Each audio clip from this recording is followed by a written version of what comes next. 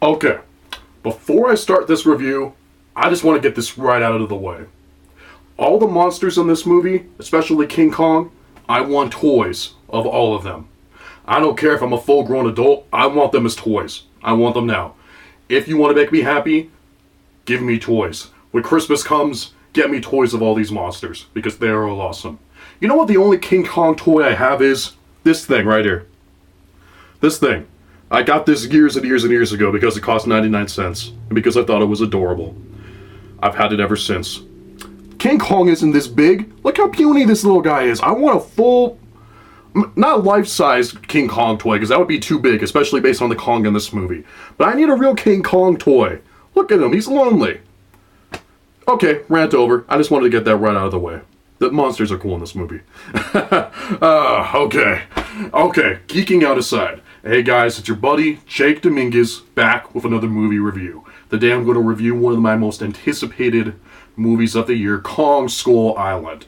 Now, as you guys are aware, I already reviewed the classic 1933 original King Kong. I'll put it down in a link in the description below, but I love that film. It's one of my favorite films of all time. I also love the Peter Jackson's 2005 remake of King Kong, and I'm a massive, massive, massive fan of this character. I was super excited to see this movie. Let's talk about it. So, Kong Skull Island tells the tale of this guy who's kind of like a monster exploration guy, basically.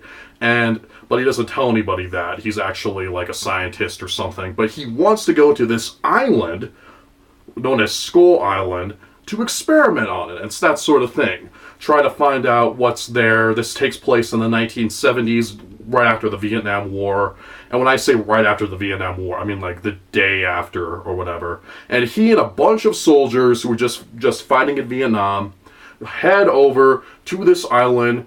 And you guys aren't going to believe this. Massive plot twist. But there's a gigantic ape there that we know as King Kong. And he's not very happy that they came to his island. Yeah, I know. Surprising, huh? And they have to get off this island. They have to survive from King Kong and all the bunch of other monsters there. Do you see a pattern here? It's just the same as the original King Kong movie, kind of. Basically, and every other monster movie like this. It's pretty typical plot. But overall, I had a ton of fun with Kong Skull Island. This is a very entertaining movie. Let me get this out of the way really quick. Are you a fan of King Kong? Are you a fan of monster movies? Do you love big special effects, extravaganzas, just blockbusters, full of monsters fighting and that sort of thing? Then go see this movie. You'll like it. You'll have fun. It's an entertaining, fun movie. Kong Skull Island is not a great movie. I do have some problems with it, but overall, I think it did what it had to do, and it is a very entertaining, fun movie. Now let's talk about the pros of this movie first of all. Now, what do you go to see a King Kong movie for? King Kong, obviously, right? The monsters in it.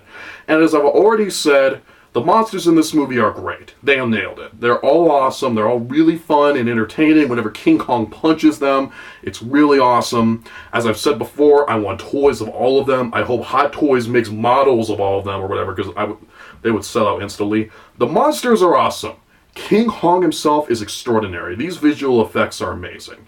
Kong is just super fun. He's King Kong just like in the original King Kong. In fact, in ways I didn't even expect, one of my favorite things about King Kong in this movie is that his design is pretty darn close to the original 1933 film. Like, if you look at King Kong in this movie, it's not exact, obviously, but the face design is kind of there, like his eyes kind of pop out, like the way his jaw is. Like, when you look at it, you can tell that they're basically kind of copying the original 1933 King Kong, which is cool. Also, King Kong in this movie walks on his legs. He doesn't, like, get on his fists and crawls around like a normal ape does, kind of like what Peter Jackson did in his in his remake of King Kong. He basically had to move around like a real ape. In this movie, he just walks around like on two legs, kind of like what they did in the original 1933 film. And it's cool. It's just a really cool callback. Not that there's anything wrong with Peter Jackson's version of King Kong at all. It's just a little different, and I liked it, and it was fun. King Kong is extraordinary in this movie. He's awesome. Every time he's on screen, I loved it. They had scenes of him just living life in the jungle. You know, living life on Skull Island. It was fun. I liked it. It was cool. And this movie is beautifully photographed. Larry Fong, I think is his name. I think I'm pronouncing his name right. He is an outstanding director of photography, and this movie looks beautiful. It's a gorgeous looking movie. They actually shot a lot of this movie in Vietnam. Believe it or not, it's not a location you see a lot in a lot of movies. Even Vietnam War films. They didn't go and shoot in Vietnam to, like, you know, do the locations in that movie. But it looks gorgeous. There's some beautiful shots in this movie. Larry Fong also did the director. He was the director of photography for a lot of Zack Snyder's film, like Sucker Punch and Batman v Superman 300, I believe. And he's just really talented. This movie looks beautiful. All the cast does a great job. This movie has a huge cast. Brie Larson, Tom Hiddleston, Samuel L. Jackson, John C. Reilly, John Goodman. Bunch of people. They're all great given what they have to work with.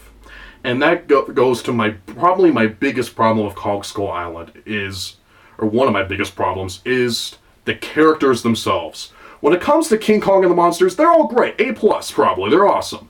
The humans are as bland as you can possibly be. This is a great cast. And they do a great job in the movie with what they have to do. But they're all the most boring, bland characters. And when it's not on the island, when it's not like having fun with the monsters and cool action scenes, whenever it's just on the humans, typically it kind of drags. And I hate to say that, and I know what you're all thinking. You're thinking it's a King Kong movie. Who cares if the human characters aren't exactly Shakespeare, you know what I mean? Who cares if they're not perfectly written? It's King Kong. We came to have fun and see monsters fight. Well, you're right. You're 100% right, and I understand that. And again, I like the movie. It's fun. But at the same time, look at the original King Kong. Look at even Peter Jackson's remake of King Kong. Look at Jaws. Look at Jurassic Park. Look at even the Godzilla movie, which came out a few years ago. All of these movies are freaking masterpieces, especially Jurassic Park and King Kong, the original. But they all had interesting human characters. When the humans were on screen in those movies, you weren't bored out of your mind, right? They were actually interesting and entertaining. When they're on the human characters in this movie and Kong Skull Island, it unfortunately kind of drags. Tom Hiddleston is awesome. He's charismatic. He has one scene in this movie where he takes out a bunch of guys in a bar and then they ask him to come on the expedition. And that's it. Man, he has nothing to work with. He's just a guy who is cool and you don't know anything about him. He's pretty bland, and that's really too bad. Brie Larson plays a photographer in this movie. She was in Vietnam, I believe they say in the movie, and she took pictures. She's a journalist. That's it. Nothing. Man, Brie Larson won an Academy Award, and this is all you give her? It's really disappointing. John Goodman is one of the greatest actors ever. He's awesome in this movie, and he has a little bit to work with, but overall, he doesn't have a lot to do. And that's the same with most of the actors in this movie. They're very bland, they're very uninteresting, and that was really disappointing to me. I would hope they would give them something a bit more to do. But in the end, these are just human characters that are there to get eaten by monsters. That's really what they're there for, and that's all that's needed, and they're done good enough, but they're not as entertaining or interesting to watch as everything going on in the movie, and that's really too bad. There's one character in this movie that's awesome. What a human character that is, and that's the character played by John C. Reilly, who plays this guy who was stuck on the island for years and years and years. I'll let you watch the movie to find out more about him, but John C. Reilly is hilarious in this movie. He's hysterically funny. He's my favorite human character, and he's the only character, besides Samuel Jackson, who I'll get to in a bit, he's the only character that kind of has an arc. You know what I mean? He's the only character that has like a problem, who fixes that problem, and he's the only character that has like an ending to his story. I loved him, and by far, people were just cracking up at him the entire movie. He's a really fun character who you kind of care about. And I was telling one of my friends who I saw the movie with, I feel like John C. Reilly's the only person who knows what kind of movie he's in this movie. If that makes sense. He just plays this crazy, wild, entertaining guy, and it just works. I loved him in this movie. I also really cared about Samuel Jackson's character in this movie. He plays like a general or something like that in the Vietnam War. He's angry at the United States for ending the war, for putting him there in the first place. And basically, without getting too spoilerific, he wants revenge. And basically, he wants revenge against King Kong. And he's really entertaining. I love Samuel L. Jackson. It's a crime that he has never won an Academy Award or anything. I think people love the guy, but people don't give credit for what an incredible actor he is. And he's awesome in this movie. But, man, boy. The human characters are just disappointing, and I was really let down by that. I also was a little personally disappointed by some of the editing in this film. Now, I'm not going to diss the filmmakers for this. Maybe it's more of a personal preference, but it is a little choppy at times and a little odd. And I believe his name is Jordan Vogt-Roberts. I think that's his name. He's the director of this film. And I don't know. I think it's more of a personal preference for me, so I'm not going to downgrade the film for that. But some of the editing was a little too wonky just for my taste. I think it's well directed. It's a beautiful looking movie. But that distracted me a little bit at times. But in the end, it's a well-made movie. The soundtrack is really fun. The special effects are extraordinary. But in the end, there was a part of me that wanted to love this movie more than I did. I liked it, but I didn't love it. And I think part of the reason for that is because at the end of the day, there really isn't much underneath the surface of this film. There's a little bit. There's like, man versus nature and that sort of thing, kind of what was in the first film. There's a little bit of a Beauty and the Beast story going on, kind of like in the original film, even though it's very different from the original film, which I really liked. It's a totally different story, kind of. Like I said, the basic synopsis is what you would expect to happen. And it's fun, but there's not much there. There's not a lot underneath the surface of Kong Skull Island. And there's one thing I was debating talking about. I wasn't sure if I wanted to go here, but I'm going to go here because I'm not the only person to point this out. After I saw the movie, I read a lot of reviews and people who mentioned this, and so I'm not the only person that this bothered. So I'm going to talk about it. But this movie takes place in the Vietnam War. It's a lot of fun. There's a lot of there's a lot of like 70s music in the film, which is really entertaining. And it's always in the background of this film. They're always talking about the war and how they lost and it was bad and that sort of thing. This movie, and Jordan Vogt-Roberts, however you pronounce his name, kind of does an interesting decision in this film. They kind of make the movie a Vietnam War metaphor. Specifically with Samuel Jackson's character, the general, and King Kong himself. And I don't want to get too much into that because I don't feel like I'm smart or intelligent enough to really totally explain it. And let's face it, it would basically spoil the movie, and I don't want to do that too much. But that's what they're trying to do. They're kind of trying to do a Vietnam War metaphor and a metaphor on war and like the pointlessness of war and how terrible we treat our soldiers once they return from war.